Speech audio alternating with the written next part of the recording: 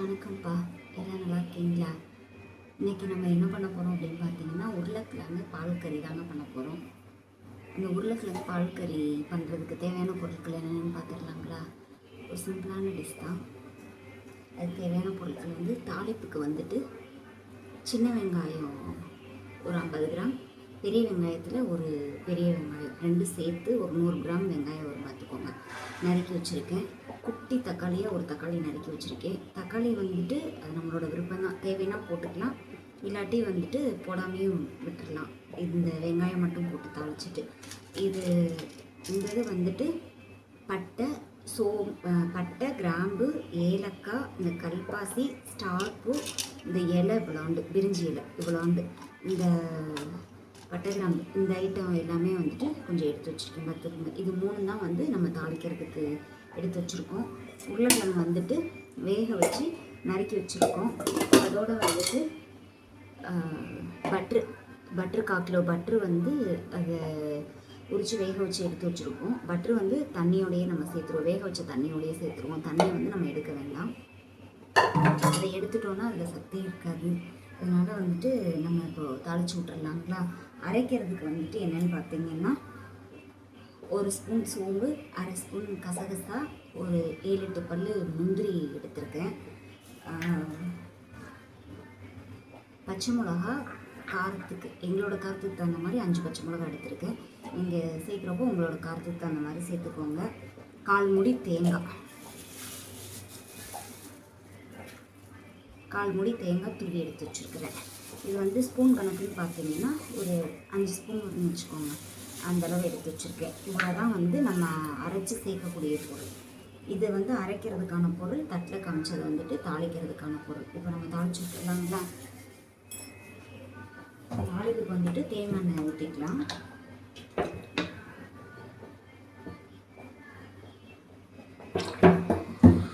தேங்காய் எண்ணெய் தான் நான் ஊற்றி செய்கிறேன். அவியல் பண்ணுவோம் பார்த்தீங்களா, அந்த இதுக்கு தேங்காய் எண்ணெய் ஊற்றுவோம், நல்லாயிருக்கும். அதே மாதிரி தான் இப்போ உருளைக்கிழங்கு வெள்ளைக்கூட்டுக்கும் வெள்ளைக்குருமா பால் கறிக்கும் நம்ம தேங்காய் எண்ணெய் சேர்க்குறோம். அந்த தேங்காய் எண்ணெயில் செஞ்சிங்கன்னா டேஸ்ட் கொஞ்சம் நல்லா உங்களுக்கு கிடைக்கும் பார்த்துக்கோங்க. இப்போ எண்ணெய் ஊற்றியாச்சு. எண்ணெய் ஊற்றினோடனே எண்ணெய் காஞ்சிச்சு. இந்த பட்டை, கிராம்பு இதெல்லாம் நம்ம போட்டுடலாம். பட்டை, கிராம்பு, ஏலக்காய் இது எல்லாமே போட்டாச்சு. அதுவும் இதாகிடுச்சு. வெங்காயத்தை சேர்த்துருவோம். வெங்காயம் ரொம்ப கலர் மாறி வரணும் அப்படின்றதுலாம் இல்லை, லைட்டாக வணக்கினாலே போதும். எதுக்காக லைட்டாக வணக்கணும்னு சொல்கிறீங்கன்னா, நம்ம வெங்காயம் நல்லா வணங்கிடுச்சு அப்படின்னாக்க குருமா கலர் நமக்கு மாறிடும் பார்த்துக்கோங்க. அதுக்காக சொல்கிறேன். அதே மாதிரி தான் தக்காளி நமக்கு தேவைன்னா போட்டுக்கலாம், எல்லாத்தையும் போட தேவையில்லை, விட்டுடலாம். ஒவ்வொருத்தவங்களோட விருப்பம் அது. உங்கள் விருப்பத்துக்கு தகுந்த மாதிரி போடணும் அப்படின்னா நீங்கள் சேர்த்துக்கோங்க, இல்லை வேண்டாம் அப்படின்னா விட்டுருங்க. ஆனால் இதை போடாமையும் பண்ணலாம். இது போடாமல் பண்ணோம்னா சூப்பர் பியூர் ஒயிட்டில் இருக்கும் பார்த்துக்கோங்க. அவ்வளோதான். அரைப்பதான் வந்துருச்சுங்களா? தக்காளியும் போட்டுக்கலாம். தக்காளி ரொம்ப வணங்கணும் அப்படின்றது லைட்டாக ஒரு புளிப்பு தன்மைக்காக தான் நம்ம சேர்க்குறோம். இது வணங்கிட்டு இருக்கட்டும். அப்படியே நம்ம தேவையானதெல்லாம் அரைச்சி எடுத்துகிட்டு வந்துடுவோம். இப்போ இதில் பச்சை மிளகா அரைச்சி வச்சுருக்கேன். சோம்பு, கசகசா, முந்திரி பருப்பு, அது கூட 1/4 மூடி தேங்காய். இது அப்படியே நம்ம அரைச்சி நைஸாக அரைச்சி எடுத்துகிட்டு வந்துடுவோம். லேசாக திப்பி திப்பியாக, ரொம்ப நைஸாக வேணால் லேசாக திப்பி திப்பியாக அரைச்சி எடுத்துக்கலாம். அது கூட ஒரு பச்சை மிளகா போட்டுருவோம். மறந்துட்டேன், எடுத்து வச்சேன், மறந்துட்டேன். அப்போ மறந்துடுச்சு. நம்ம பச்சை மிளகா வேணும், அப்போதே சேர்த்து கொஞ்சம் சேர்க்க மறந்துடுச்சு. இது கூட நம்ம இந்த உருளைக்கிழங்கு போட்டு வணக்கிடுவோம்.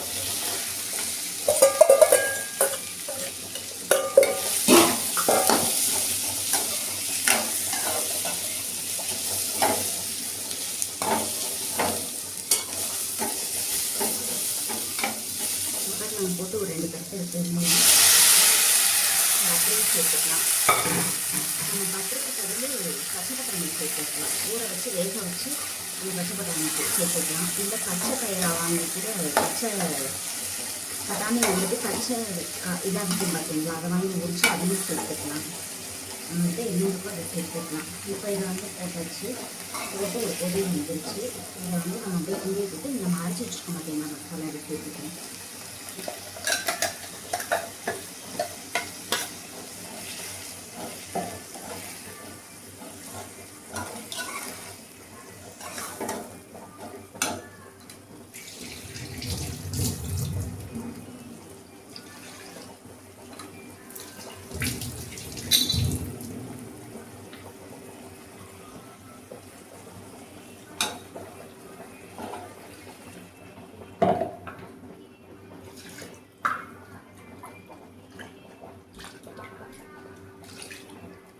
தண்ணி அளவாக வச்சுக்கோங்க, அவ்வளோதான் போதும். நம்ம வந்து காய்க்கு தானே இது பண்ணுறது, ரொம்ப கூட்டெல்லாம் வச்சுக்கல. உங்கள் சாதத்தில் போட்டு பரட்டி சாப்பிட்ற மாதிரி வேணும்னா கொஞ்சம் தண்ணி கொஞ்சம் வச்சு கொஞ்சம் கூட்டு மாதிரி நல்லா சாதத்தில் போட்டு பெரட்டி சாப்பிட்ற கூட்டு மாதிரி கொஞ்சம் தண்ணி எக்ஸ்ட்ரா வச்சுக்கோங்க. இப்போ நம்ம காய்க்காக தான் பண்ணுறோம், அதுக்காக இந்த அளவு தண்ணி ஊற்றிருக்கோம்.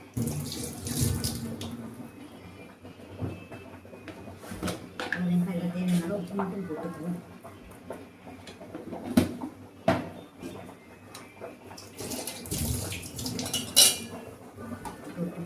இப்போ நம்ம தாளிச்சும் விட்டாச்சு, அரைச்சி எல்லாம் சேர்த்தாச்சு, எல்லாமே ரெடி ஆகிடுச்சு. இது கொதி வந்து கொஞ்சம் தண்ணி வற்றணுன்னே நம்ம கொத்தமல்லி தூவி இறக்கிடுவோம், அவ்வளோதான். இது கொதி வந்து கொஞ்சம் வேகட்டும், பச்சை வாசனை போகட்டும், அரைச்சி போட்டிருக்க மசாலா. அப்புறமா நம்ம ஓப்பன் பண்ணி பார்க்கலாம்.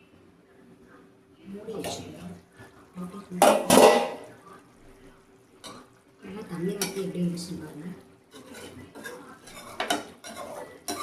முந்திரி பருப்பு போட்டு அரைச்சிக்க மாட்டீங்களா, அதனால் வந்துட்டு கெட்டி ஆயிரும்.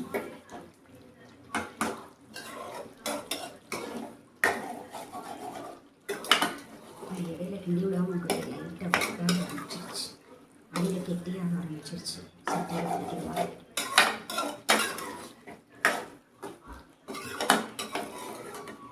அவ்வளோதாங்க, ரெடி ஆயிடுச்சு. இப்போ இந்த பதத்தில் அப்படியே நம்ம இறக்கி வச்சோம் அப்படின்னோம்னா நமக்கு வந்து சாப்பிட்றப்போ இன்னும் கெட்டியாகிடும். நம்ம முந்திரி பருப்பு போட்டிருக்கிறதுனால நமக்கு ரொம்ப கெட்டியாக திக்னஸ் கொடுக்கணும். அதுக்காக வந்துட்டு இந்த அளவுலேயே அடுப்பை ஆஃப் பண்ணியிருக்கோம். இப்போ வந்துட்டு கொஞ்சமாக தேங்காய் ஒரு 2 ஸ்பூன் அளவுக்கு தேங்காய் ஊற்றுவோம்.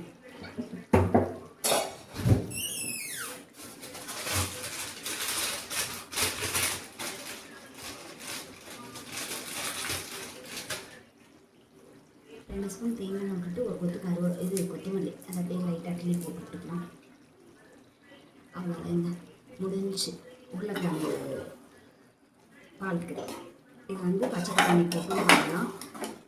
இது கூட நம்ம கேரட்டும் போட்டுக்கலாம், நல்லாயிருக்கும். கேரட்டு உருளைக்கிழங்கு பச்சை பட்டாணி போடலாம், அப்படி இல்லைன்னா பட்ரு உருளைக்கிழங்கு கேரட்டு 3 போட்டு பண்ணலாம். இப்போ இது வந்து நீங்கள் நமக்கு சாயந்தரத்துக்கு வரைக்கும் வேணும், நைட் வரைக்கும் வேணும் அப்படின்னு நினச்சிங்கன்னா இடையில சூடு பண்ணணும் ஒன்று. இன்னொன்று, இப்போ நம்ம பச்சையை வதக்கி விட்டு அப்படியே போட்டோம் பார்த்தீங்களா, அது எல்லாமே வந்து வதக்கி அரைச்சி நம்ம தாளித்து போட்டு வச்சோம் அப்படின்னா நைட் வரைக்கும் கிடையாது, மறுநாள் வரைக்கும் கூட கிடையாது. பார்த்துக்கோங்க, இடையில ஒரு டைம் மட்டும் சூடு பண்ணி வச்சிட்டா நல்லாயிருக்கும்.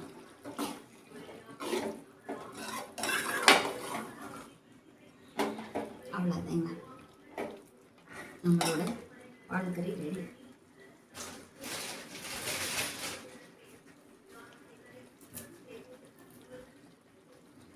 அவ்வளோதாங்க, நம்மளோட பால் கறி ரெடி. ரொம்ப ஒரு சிம்பிளான ரெசிபி. பிடிச்சிருந்துச்சின்னா லைக் பண்ணி ஷேர் பண்ணுங்கள். உங்களோட கருத்தை கமெண்டில் சொல்லுங்கள் எப்படி இருந்துச்சு அப்படின்றத. நம்ம அடுத்த ஒரு வீடியோவில் பார்க்கலாம். நல்லாயிருக்கும். ரச சாதம், சாம்பார் சாதம் எல்லாத்துக்குமே நல்லாயிருக்கும். பசங்களுக்கு சாதத்தில் போட்டு பெரட்டி ஊட்டி விடலாம், நல்லாயிருக்கும். செஞ்சு பாருங்கள். செஞ்சு பார்த்துட்டு உங்களோட கருத்தை கமெண்டில் சொல்லுங்கள். பிடிச்சிருந்துச்சுன்னா லைக் பண்ணி ஷேர் பண்ணுங்கள். சேனலை சப்ஸ்கிரைப் பண்ணிக்கோங்க. நம்ம அடுத்த ஒரு வீடியோவில் பார்க்கலாம். டாடா.